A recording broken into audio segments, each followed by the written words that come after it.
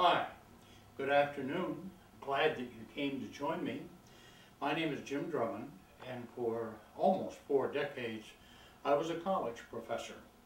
And so today I'm going to try to talk to you about the pirates of the Caribbean. And we'll do an overview of what they were like and look at some individual pirates. We'll try to separate the myths from the truth, and I'll try to give you some interesting facts along the way. Above all, I will try to make everything as interesting and enjoyable as I can possibly make it. If for any reason you have a question, please don't hesitate to raise your hand and I'll be glad to try to answer it. The photographs that will be included in this presentation are from googleimages.com or the pictures that I took myself. Piracy is worldwide. Whenever there's been economic conditions, there are always people who want to steal from others. There were pirates in Asia, in fact some really notable pirates in Asia, and the Asian pirate ships looked a good deal like that ship. In fact, the Asian ships were really simply junk, and that's the first bad piece of humor you'll hear from me. Of course, junk is the name of this kind of a ship. But in the Asian tradition, as all over, there were certain pirates who stood out. And Cheng Sao was a pirate queen who at times had more than 80,000 pirates working under her. Cheng Sao became unquestionably the most successful woman pirate in all history, and maybe the most successful of all. But one thing, she was never killed. She retired from her life of piracy and lived a comfortable life until her old age, which is a remarkable thing for pirates. But while I'm talking about female pirates, I want to tell you about Charlotte de Berry. Charlotte de Berry was an entertainer, and she was evidently a gorgeous woman. And a pirate captain saw her, was smitten by her, and immediately asked her to come with him, to marry him. Charlotte de Berry refused him absolutely, so he came back at night with his cohorts, and they kidnapped her. And they brought her on board the ship, and the ship went to sea, and Charlotte de Berry was forced to marry the captain of the vessel. Well, she became very popular with the men on the vessel, and she led a mutiny, and the captain was caught, and the people on the ship named Charlotte to be their new captain. And the first thing Charlotte did is she had the old captain's lips sewn shut. This was so he could never try to kiss her again. It also, of course, prevented him from eating or drinking, and the marriage really wasn't going to work out anyway.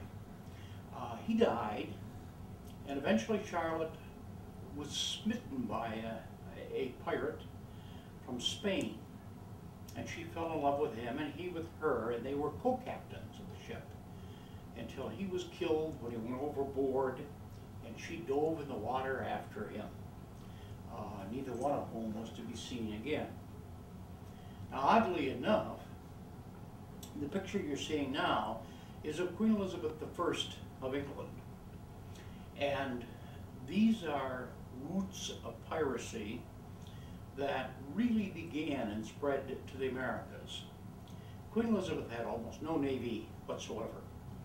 And what she did is she hired privateers.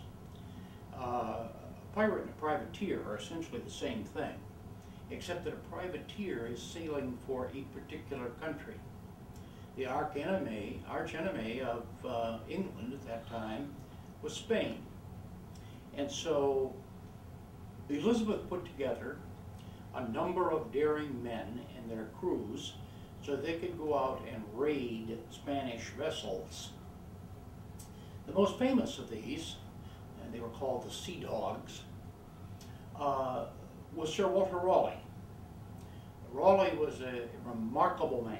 He was a poet, he was brave, he was articulate, he was a great favorite of Queen Elizabeth, known of course for bringing tobacco back from the New World.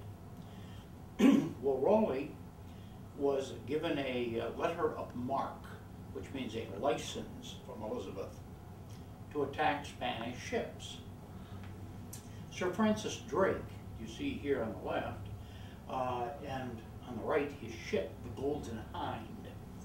A hind was a female deer, a doe, and so his ship was named after a female deer. Drake was the second person to circumnavigate the whole world after Magellan did it. And Drake hated Catholics. This, of course, gave him even further license to attack the Spanish, a Catholic country, and just do horrible things to the Spanish captives. Well, when pirates stopped flying national flags and began flying flags for themselves, they called the flag a jolie rouge. Jolie rouge is French for pretty red, and the flags were red. But it wasn't long before the Jolie Rouge became known in English as the Jolly Roger. You can see the connection of the two words. And all pirate flags were not the same. For instance, the Jolie Rouge became noir, French for black, and then the crossbones would appear as a threat of danger and to scare ships. The skull was added to the cross to make it even, crossbones, to make it even more frightening. And then Calico Jack Rackham added this to his flag, crossed swords. The standard skull and crossbones was flown by the pirate Edward England